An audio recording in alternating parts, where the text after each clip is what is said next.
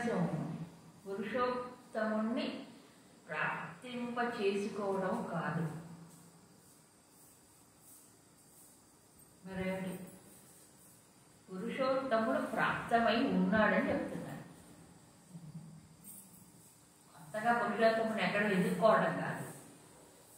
ఎక్కడికో వెళ్ళి చూడక్కర్లేదు. పురుషోత్తముని ఎక్కడ చూడాలో చెప్తున్నారు. ఎక్కడున్నట్ట? మమై అందరి జీవులు మమయేవ అంశ జీవలోకే జీవభూత కదా. అంటే ఏంటి? పైగా సనాతన అంశ అన్నాడు. నా యొక్క సనాతనమైన అంశ ఏమయ్యాడు? జీవుడుగా ఉన్నాడు. ఏం చేస్తున్నాడు? మనః షష్ఠాని ఇంద్రియాలు. ఇక్కడ మనః షష్ఠాని ఇంద్రియాలు అంటే 6 ఇంద్రియాలని కాదు, మనసుతో కలిపి 6 ఇంద్రియాన్ని పంచ, 5 ఇంద్రియాలు మనస్సు కలిపి 6 అని చెప్పుకోవాలి అర్థం. అంతేగా షష్ఠాని ఇంద్రియాలు అని చెప్పుకోకూడదు, తప్పైపోతుంది అప్పుడు. తర్వాత ప్రకృతి స్థాని. ఎక్కడున్నాయి వీళ్ళు? ప్రకృతిలో ఉండటం. పంచ తన్మాత్రలు వాటిలోంచే కదా వచ్చాయి ఇవన్నీ. వాటిని కర్షతి. ఏం చేస్తాడు ఆయన? ఆకర్షిస్తున్నాడు. ఎవరు? ఆ సనాతనమైనటువంటి పరమాత్మే ఇక్కడ జీవుడుగా ఉన్నాడు. మరి జీవుడు అంటే నేను కాదా? కాదనే చెప్తున్నాడు. నేనే ఇక్కడ ఉన్నా.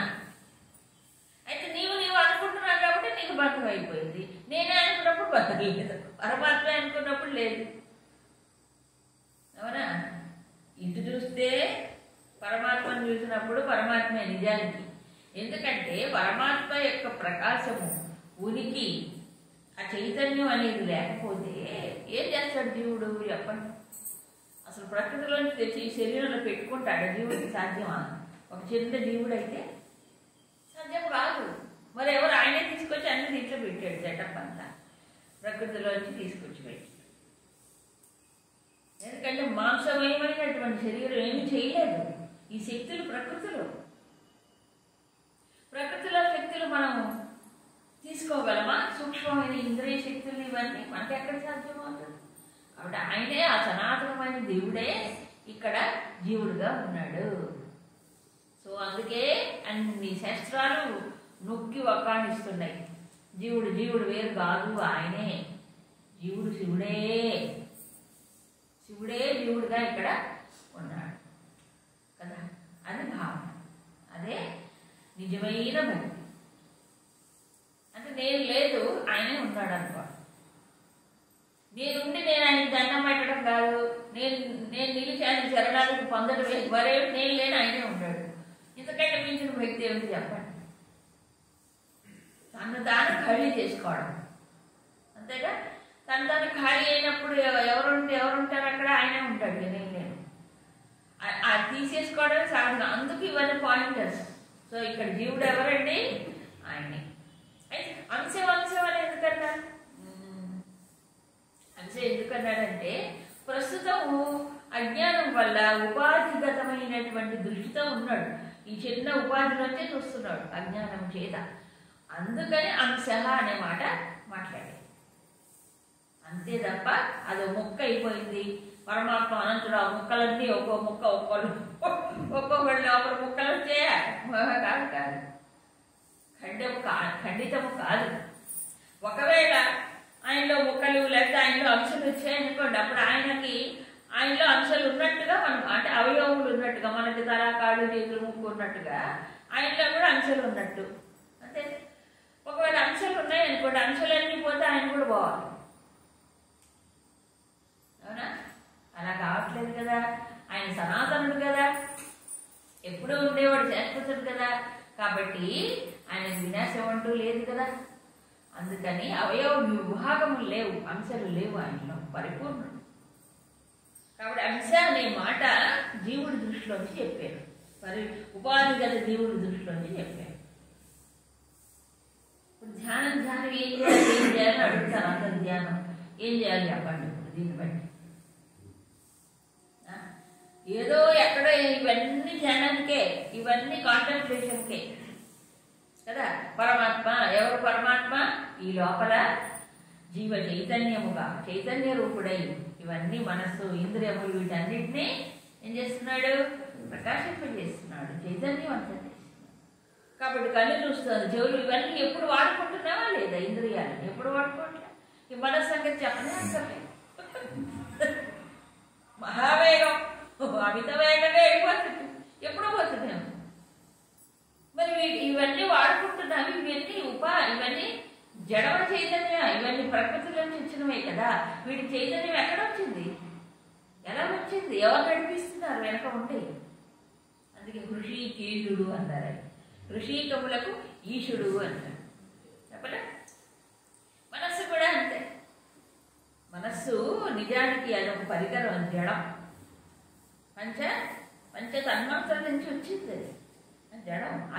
అది ఎంత వేగంగా వెళ్ళిపోయి పడుతుంది అంటే ఎలా పడుతుంది? లోపల అది ఉండబట్టి, లేకపోతే ఏమీ లేదు. ఈ కర్మ ఎంతో అది కూడా. సో ఇంద్రియాలు ఉపయోగించుకుంటున్నాం, ఇప్పుడు వ్యవహారం చేస్తూనే ఉన్నాం, కానీ ఆయన ఉండబట్టి ఇది జరుగుతుందని మర్చిపోతాం కదా. కాబట్టి ఇవన్నీ అందుకే అన్నాడు అధిష్టాయ మనశ్చాయం కదా.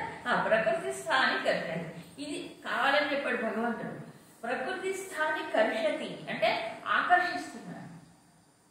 అందుకే ఆయన కృష్ణ అయ్యాడు. ఆయన ఎవరు? కృష్ణ. కృష్ణ ఎందుకు? ఆకర్షిస్తాడు. ఏం ఆకర్షిస్తాడు? ఎవరినైనా ఆకర్షిస్తాడు. ముందు ఇక్కడ జీవుడు పరమాత్మ ఏవాడు, ప్రకృతిలో నుంచి ఆకర్షించాడు. అలాంటి ఒక స్వరూపము, ఒక రూపాన్ని ధరించి భూమిపైకి వస్తే ఎవడు ఆకర్షించబడ్డు? అది కృష్ణ అవతారం. అందుకే అందరూ ఆయన చేత ఆకర్షించబడ్డారు. ఎందుకు? ఈ ప్రకృతిలో అన్ని ఆకర్షించేవాడు ఆయనే. నిజమే, ఆకర్షణ అంటే ఏం లేదు. ఆయన లేకపోతే ప్రకృతి నడవదు. ఆయన సన్నిధిలోనే ప్రకృతి నడుస్తుంది. అవునా కదా. ఇప్పుడు ఆయన సన్నిధి ఎక్కడుంది? పరమాత్మ సన్నిధి 7 కొండల పైన ఉంది, ఇంకెక్కడ లేదా? ఇక్కడే ఉంది సన్నిధి, ఎక్కడ ఎంత దూరంలోనే లేదు. అవునా? అది శాస్త్రం మరీ చెప్తుంది నొక్కి. కాబట్టి తనలో చూసుకోవడం గొప్ప, ఎక్కడో చూడటం కాదు. తనలో భావన చెయ్యాలి. ఇది భావన బలంగా. లేకపోతే మనసు ఏమైనా ఇప్పుడు మాటికి అటు పరిగెత్తా ఇటు పరిగెత్తా, అది ఏడు తిరిగినా శాంతి దొరకదే, ఎక్కడి పోయినా దొరకదు. ఊరికే మన మనస్సు కూర్చోదు కదా అది. అందుకని ఎక్కడ చూసుకోవాలి ఇప్పుడు? తనలోనే. సో ఇంద్రియముల మనసును అధిష్ఠించి ఉండాలి. ప్రకృతిలో నుంచే ఇవన్నీ తీసుకొచ్చి పెట్టాడు. తర్వాత శ్లోకంలో ఇంకా స్పష్టంగా చెప్పాడు. ఈశ్వర, ఇక్కడ జీవ అంశ అనే మాటే మాట్లాడాలి. ఈశ్వరుడు ఏమయ్యాడు? శరీరం యథావాప్నోతి యచ్చ ఉత్క్రామతి. శరీరము పొందినప్పుడు, శరీరం నుంచి బయటికి వెళ్ళేటప్పుడు ఏదాని గృహీత్వ అంటే ఏంటి? ఈ పంచ ఇంద్రియములు, మనస్సు మొదలైన వాటన్నింటినీ తీసుకొని సంయాతి వెళ్ళిపోతున్నాడు. మనం తీసుకెళ్తున్నా తెలుసా ఎవరికైనా? మనం తీసుకెళ్తున్నా, మనం తీసుకెళ్ళి పెట్టామా? అందుకు మరణాన్ని కూడా ఇక్కడ హాయిగా చూడొచ్చు. మరణం అంటే ఏంటి? ఇల్లుకాయలు చేసి వెళ్ళిపోవడమే. అదే 2వ అధ్యాయం వాసాంశ జీర్ణ అని యథా విహాయ చెప్పాడు. అంతే, పాత బట్టలు మార్చి కొత్త బట్టలు పొందినట్లే, కట్టుకున్నట్లే. ఈ పోతుంది ఇంకో శరీరం. ఇది తీసుకెళ్ళినప్పుడు ఆ శరీరము మళ్ళీ ఈ సెటప్ అంతా అక్కడ పోతుంది. Same setup. ఎవరు తీసుకొచ్చి పెడుతున్నారు? ఆయనే. ఏమంటే అదే సెటప్ అంటానికి ఏమి నిదర్శనం? నీ కంటికి అన్ని కనిపిస్తాయా ఏంటి? లోపల సంస్కారాలు ఉన్నాయి, కంటిన్యూ అవుతాయి. కంటికి కనిపించేదాన్ని చెప్పడానికి శాస్త్రం అవసరం లేదు. మనకు బుద్ధికి అందరివి, మన కంటికి కనిపించనివి ఆ విషయం చెప్పడానికి శాస్త్రం కాదు. అవునా? ఎప్పుడైనా అంతే. ఎండమావిలో నీళ్లు ఉన్నాయి, కంటికి కనిపిస్తాయి, ఉన్నాయా? మరి కనిపించినవే నమ్ముతానంటే ఎట్లా కుదురుతుంది? కనిపించేది అసత్యం అక్కడ. అట్లాగే ఇవన్నీ ప్రూవ్ చేయలేము. మహాత్ములు చెప్పారు, అనుభవించారు, శాస్త్రం ఉంది అని ఏం చేయాలి? శ్రద్ధగా తీసుకోవాలి దాన్ని. కాబట్టి ఇప్పుడు బయటకు వెళ్ళిపోతున్నాడు ఈయన ఈశ్వరుడే. అయితే వెళ్ళేటప్పుడు కానీ వచ్చేటప్పుడు కానీ ఏ శబ్దము లేదు, నిశ్శబ్దంగా వచ్చాడో పోయినాడో అన్నట్టుగా ఉంటుంది. ఈ జీవుడు ఇవన్నీ ఎలా ఎప్పుడు ప్రవేశిస్తున్నాడో, ఇవన్నీ ఎప్పుడు సెటప్ చేశారో, ఎలా వెళ్ళిపోతున్నాడో ఒక్కళ్ళకు తెలియదు కదా. ఆశ్చర్యం తెలుసా? మరి తల్లి గర్భంలో ఉండే శిశువుగా ఉన్నప్పుడే కదా ఇవన్నీ, గర్భ శిశువు తయారు కాకముందే ఇవన్నీ లోపలికి వస్తున్నాయి. ఎవరికి తెలుసు ఇదంతా? ఎవరికి తెలియదు. అంత సైలెంట్గా వస్తున్నారు. ప్రవేశం తీసుకొచ్చి మళ్ళీ తీసుకు వెళ్ళేటప్పుడు తెలియదు, వచ్చేటప్పుడు తెలియదు. ఎందుకంటే మనం చేయట్లేదు కాబట్టి. ఎంత చక్కగా వాళ్ళకి ఉదాహరణ చూడండి, అంత సూటబుల్ ఎగ్జాంపుల్. ఏమని చెప్పాడు? వాయువు ఆశయాత్ గంధాన్ని గృహీత్వా సంజాత. పూల నుంచి వాయువు గంధాన్ని తీసుకొచ్చినట్టుగా. పూకే నష్టం లేదు, గంధ వాసన వస్తుంది మాత్రం చేత నష్టమా? పువ్వుగానే ఉంటుంది, దాని సౌందర్యం అనేలాగే ఉంటాయి. అనిపించినప్పుడు అలా తీసుకొస్తాం. మనం పువ్వు కదా, మనకి పువ్వుగానే. మనకు తెలుసా ఆ పువ్వు ఇలా గాలి పోసుకొస్తుందండి గంధాన్ని మనం చూసామా? అది స్థూలం గాలి, సూక్ష్మమైన. అలాగ భగవంతుడు ఈ శరీరంలో నుంచి వెళ్ళేటప్పుడు ఇవన్నీ తీసుకెళ్తాడు. అయితే ఇందులో ఉన్నదేంటి? ఇప్పుడు సూక్ష్మ కారణ శరీరము తీసుకెళ్ళి స్థూలం మాత్రం ఇక్కడే పడిపోయింది. ఎందుకంటే ఇక్కడే కదా అందరు కళ్ళ ముందే దాన్ని తగలబెడుతున్నారు. దాంట్లో తీసుకెళ్లేది ఏమి ఉండదు. అది పంచభూతములు కాబట్టి పంచభూతాల్లో కలిసిపోతుంది. కానీ పంచ తన్మాత్రల యొక్క అంశాలు ఉన్నాయి కదా లోపల, అవి మాత్రం వెళ్ళిపోతాయి. ఎప్పటిదాకండి ఇలా? ఎప్పటిదాకా? నీ ఇష్టం, యువర్ చాయిస్.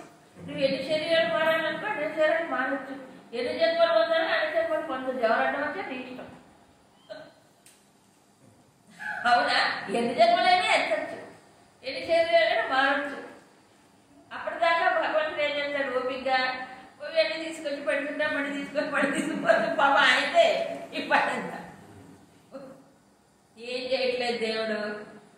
ఓ దేవుడా నాకు ఏం చేస్తుంది దేవుడా, ఇది అంత చేస్తూనే ఉన్నాడు. 24 గంటలు డ్యూటీనే. మనకి ఎంతసేపు డ్యూటీ? చాలా కాసేపే. ఇంకా చదివితే అర్థం అవుతుంది, ఇంకా బాగా అర్థం అవుతుంది. అవునా? మన కళ్ళు పనిచేస్తున్నంతసేపు, మన చెవులు వింటున్నంతసేపు, మన మనసు పనిచేస్తున్నంతసేపు ఆయన ఉంటాడా? మనం అన్ని ఆపిన తర్వాత కూడా ఆయన ఉంటాడు అక్కడే. గాఢ నిద్రలో ఏమి పని చేయవు, అప్పుడు కూడా. సో మనస్సును అధిష్ఠించి ఉన్నాడు. విచిత్రం అదే. ఆ వెనక ఉన్నవాడిని చూడ ముందుకు వెళ్ళిపోతుందిగా ఇది. మరి మనకి అక్కడ పోతుంది ఇవన్నీ. మార్చ్ ఫాస్ట్ వెళ్ళిపోతుంది. లెఫ్ట్ రైట్ ముందుకు పోతుంది. ముందుకు పోతే అనుకున్నవాడు ఏం తెలుస్తాడు? తెలియదు. అందుకు చేస్తున్నాడు చెప్పాలి.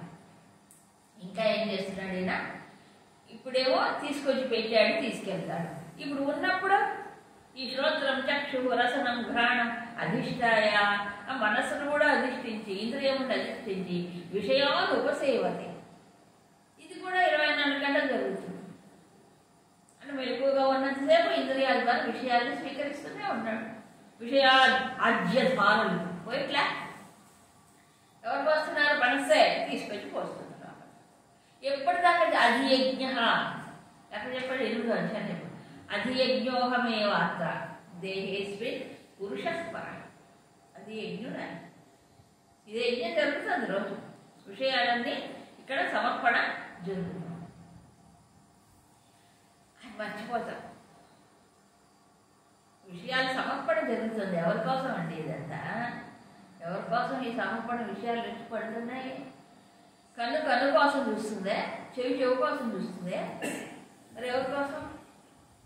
మనసు కోసం ఆలోచిస్తుందే.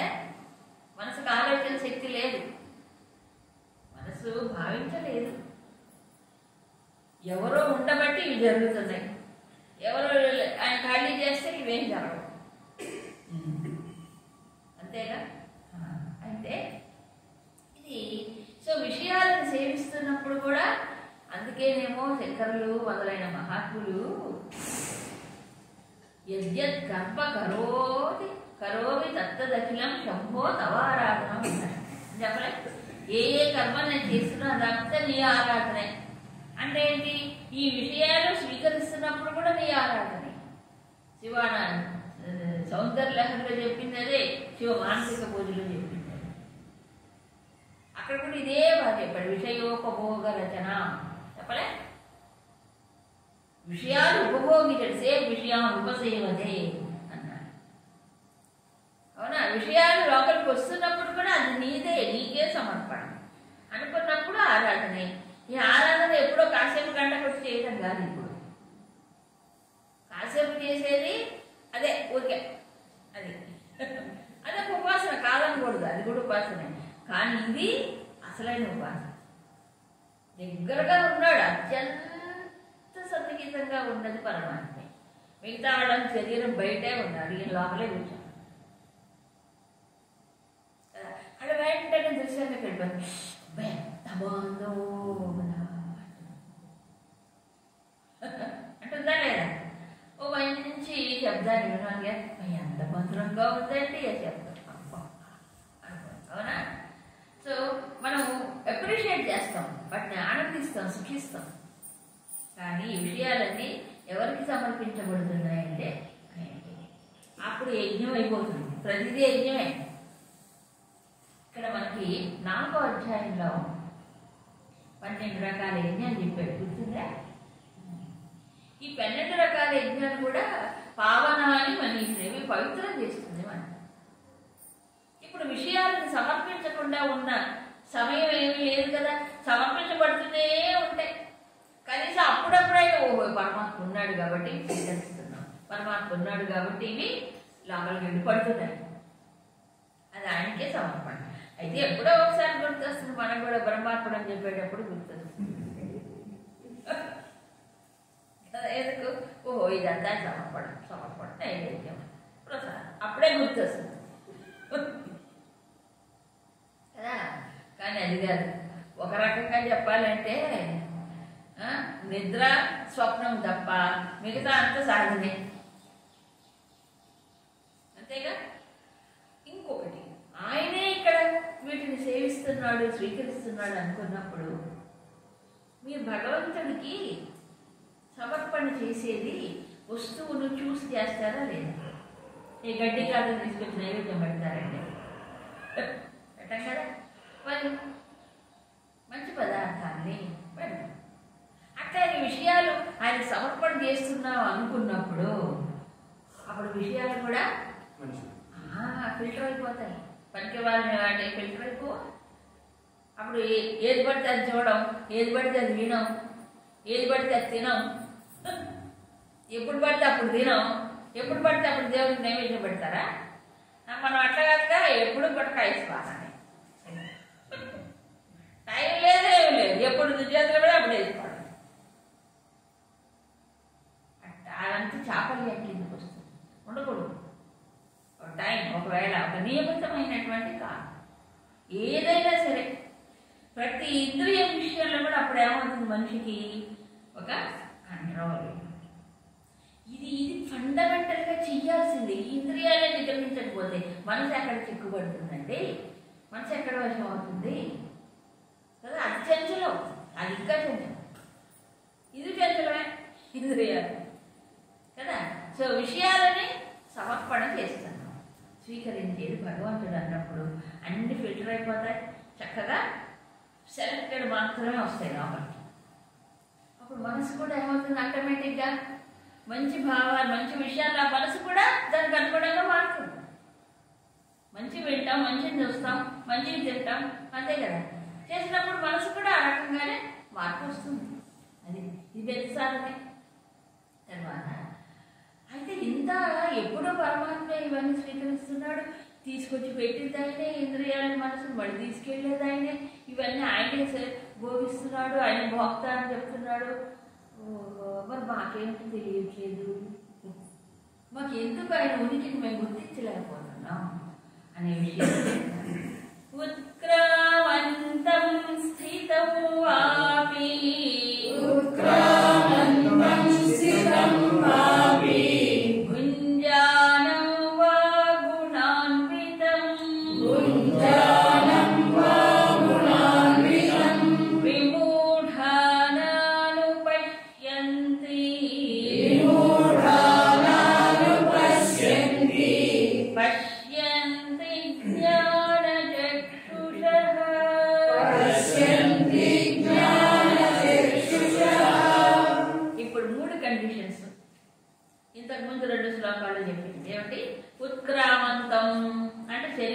విడిచిపెట్టి వెళ్తున్నప్పుడు, స్థితం శరీరంలో వచ్చి ఉన్నప్పుడు, వా గుణాన్వితం భుంజానం 3 గుణాలతో కలిసి విషయాలని సేవిస్తున్నప్పుడు, స్వీకరిస్తున్నప్పుడు కూడా ఏమంటే జ్ఞానచక్షుష పశ్యంతి, జ్ఞాన దృష్టి కలిగినటువంటి వారు చూస్తారు, ఆయన ఉనికిని గుర్తిస్తారు.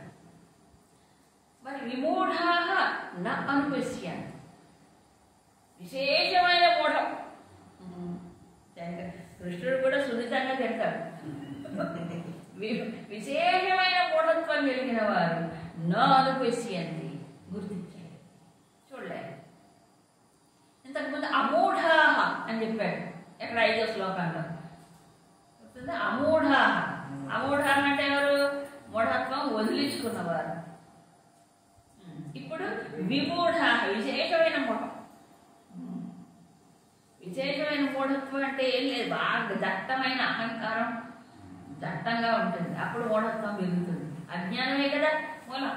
సో అజ్ఞానమే అహంకారం రూపాన్ని తెలుస్తుంది.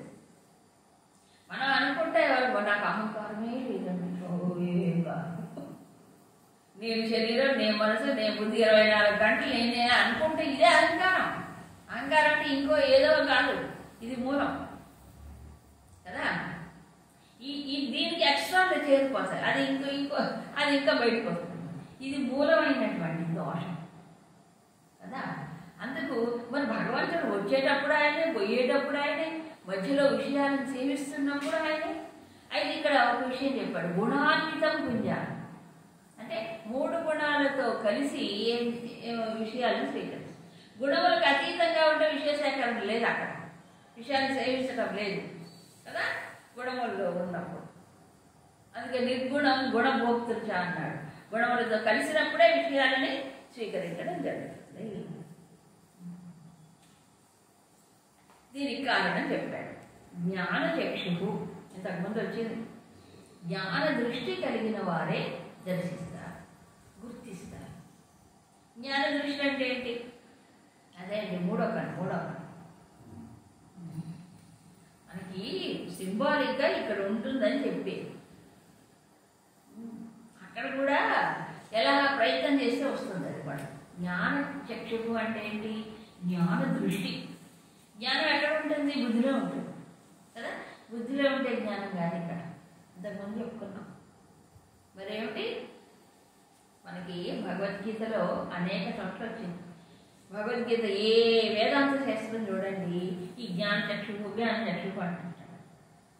జ్ఞానచక్షు అనేది ఎలా వస్తుంది? ఎవరైనా ఇస్తారా? ఇవ్వలేదు. మరి అర్జునుడు చూశాడు, ఆ దివ్య చక్షువు, జ్ఞానచక్షువు కాదు. ఆ దివ్య చక్షుతో విశ్వరూప సందర్శనం, అంతేగాని ఇది కాలేదు. పరమాత్మను తెలుసుకోలేదు కదా. సో పరమాత్మను తెలుసుకోవాలంటే జ్ఞాన దృష్టి. ఏముంటుంది జ్ఞాన దృష్టి? ఎలాగొస్తుంది? విశేషమైన ప్రయత్నం చెయ్యాలి. శ్రవణ మనన నిధిధ్యాసనలు. శ్రవణ మననం ముఖ్యం కదా. శ్రవణ మననాలు చేసినప్పుడు ఏమవుతుంది? కొంచెం లోపలికి వస్తుంది. దాన్ని నిధిధ్యాసనలో కన్ఫర్మ్ చేసుకోవాలి ప్రయత్నం. అప్పుడు ఏమవుతుందంటే ఈ మనస్సు బుద్ధి సాధారణంగా మనసు ప్రపంచం వైపు వెళ్తుంది, బుద్ధి ఏమో ఒకటి చెప్తుంది, బుద్ధి చెప్పినట్టు మనసు వెళ్తూ, మనసు ఇంద్రియాలు లాగినట్టు లాగివేయబడతాయి. ఇవన్నీ ఒక్క చోటికి రావాలి. ముందు ఇంద్రియాలు వెనక్కి రావాలి, మనస్సు బుద్ధి చెప్పినట్టు వినాలి, బుద్ధి శాస్త్రానుగుణంగా పరమాత్మ యొక్క తత్వాన్ని స్మరించాలి. ఇలా ప్రయత్నం చేయగా అప్పుడు ఈ జ్ఞాన దృష్టి కలుగుతుంది. అది ఎంతకాలం? లోపల ఉన్న పొరను బట్టి, ఈ వాసనల పొర ఎంత దట్టంగా ఉంటే అంతకాలం అంతే. అందుకే విమూఢుడు అంటే ఎవరు? మళ్ళీ విమూఢుడు అంటే ఎవరక్కడ? విశేషమైన మూఢం. అంటే అహం అనేది అన్ని జన్మలు ఈ తాదాత్మ్య దోషం, ఈ సంఘ దోషము పట్టుకొని పీడిస్తుంది మనిషి. ఎంతసేపటికి ఎక్కడ ఉంటుంది నేను అనేది? తల నుంచి కాళ్ళ వరకు నేను, అవునా? బాగా పట్టుకొని ఉంటుంది మనిషి జన్మలు. అది వదిలించుకోవటమే సాధన అండి. సాధన అంటే ఏమి కాదు, మాటలు చెప్పడం కాదు, ప్రదక్షిణ చేయటం కాదు, శాస్త్రాలు చదవటం కాదు, ఇదంతా దేనికోసం ఈ చిన్న అహంకార భావమును వదిలించుకోవడం. అసలు వదిలితే అక్కడే ఉండాలి. అది ఎంత దట్టంగా ఉంటే అంత అజ్ఞానం ఉంటుంది. అది ఎంతగా దాని పొరలు వీడుతూ ఉంటే లోపల నుంచి జ్ఞానం అంతా వెంట ఉంటుంది. ఇది అసలు సాధన. ఇప్పుడు పోయేటప్పుడు నేను కాదు, వచ్చేటప్పుడు నేను కాదు, మధ్యలో నేను కాదు,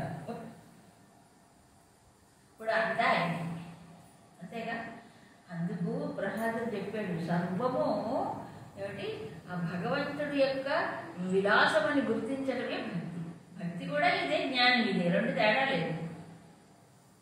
ఇప్పుడు నేను ఒక దాన్ని ఎంజాయ్ చేస్తున్నాను మనం అనుకుంటున్నాం కదా, నేను ఎంజాయ్ చేయడానికి నేను ఎవరు, నా లోపల చైతన్యం లేకపోతే నాకు ఏం తెలుస్తుంది? ఆ చైతన్యం పని చేయట్లేదు అనుకోండి, నాలుగు మీద పెట్టినా ఏం కాదు, మనకి ఏమీ తెలియదు. అవునా? సో విషయాన్ని భోగిస్తున్నప్పుడు కూడా భగవంతుడు గుర్తు రావటము అసలు సాధన. ఎంత గొప్ప సాధన అండి. మనకి కష్టాలు వచ్చినప్పుడు, దుఃఖాలు వచ్చినప్పుడే గుర్తొస్తాడు దేవుడు. సంతోషంగా ఉన్నప్పుడు, మన అనుకూలమైన వస్తువులు ప్రాప్తించినప్పుడు గుర్తొస్తాడు దేవుడు. ఇదంతా నా పుణ్యం, నేను చేశాడు అంటాడు కదా. అప్పుడు కూడా అప్పుడు ఏమవుతుందంటే ఈ మనిషికి ఉండే భోక్తృత్వం పోతుంది. ఇప్పుడు చూడండి, ఇది ఎంత హైయెస్ట్ సాధన. ఇంతకుముందు కర్మఫల త్యాగం ఒకటే చెప్పాడు, గుర్తుందా? 3వ అధ్యాయంలో అన్నట్టు కర్మఫలాన్ని భగవంతుడు అప్పట్లో. ఇప్పుడు అందుకే 9వ అధ్యాయం ఒకసారి దాంట్లో ముందు ఏమన్నాడు, పత్రం పుష్పం ఫలంతో నాకు భక్తితో ఇస్తే నేను స్వీకరిస్తాను. ఆ తర్వాత ఏం చెప్పాడు, యత్కరోషి యదశ్నాసి యజ్జుహోషి దదాసి యత్ తపస్యసి కౌంతేయ తత్పురుషమనం. అది అన్నీ నాకే. నువ్వు ఏదైతే దానం చేస్తావో, నువ్వే తపస్సు అయితే చేస్తావో, చెప్పలే, ఏదైతే స్వీకరిస్తావో, ఇది అశ్నాసి, ఇవన్నీ నాకే సమర్పణ చేయి. అప్పుడు చెప్పాడు 9వ అధ్యాయం. అక్కడేమో క్రియాత్మకంగా చెప్పు, సమర్పణ చేయి. ఇక్కడ ఏమంటున్నాడు, అసలు నువ్వు నాకు సమర్పణ చేసి నేనే స్వీకరిస్తున్నాను, నువ్వేవాడు మధ్యలో చెప్పట్లే. అవునా? నేనే స్వీకరిస్తుంటే నువ్వేందుకు మధ్యలో ఇంటర్ఫియర్ అవుతావు? Shut up and SIT down. ఆ చెప్పుకోవడమే సాధన. అవునా కదా? ఇప్పుడు ఏమన్నాడంటే జ్ఞాన చక్షు ఉంటేనే గుర్తిస్తారు. జ్ఞాన దృష్టితో ఏళ్ళే శాస్త్రాన్ని బాగా మననం చేసుకొని జ్ఞానం జీర్ణం అవుతూ ఉంటే భగవంతుడు ఉనికిని భావించుకుంటాడు ఎక్కువగా. ఏదైతే భావన కుదిరిందో అప్పుడు అదే అనుభవంగా మారుతుంది. భావనే అనుభవంగా వస్తుంది. ముందు భావన రావాలిగా. భావన రావాలంటే శాస్త్రం బాగా ఏమవ్వాలి, జీర్ణం అవ్వాలి. జ్ఞానం జీర్ణం అవుతే భావనలోకి మారుతుంది. విమూఢాను పశ్యంతి. విమూఢ అంటే మూఢులు చూడలేరు. ఎందుకు చూడలేరు? అడ్డం వస్తుందండి ఈ తమస్సు భావం. ఈ తమస్సు శాస్త్రాన్ని కూడా వింది.